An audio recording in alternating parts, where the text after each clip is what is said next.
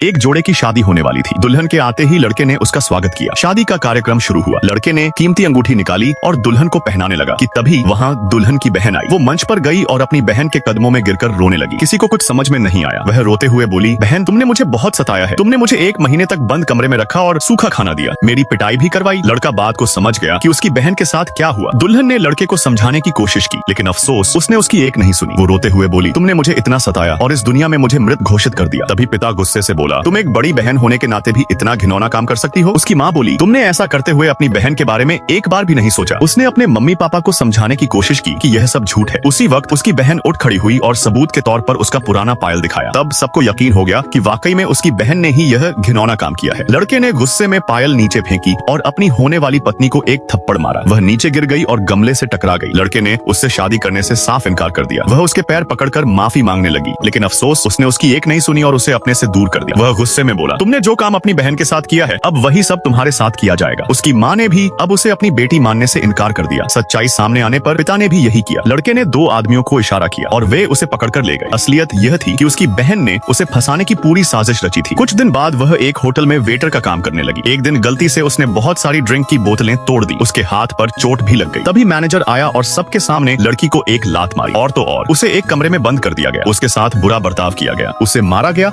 और टॉर्चर किया गया, ठीक वैसे ही जैसे उसकी बहन ने बताया था। वह डरी सहमी एक कोने में बैठी थी। मैनेजर आया और उसे कुत्ते वाला खाना खाने को दिया। बेचारी भूख से बेहाल होकर वही खाना खाने लगी। असल में यह लड़की निर्दोष थी, बस जानबूझकर फंसाई गई थी।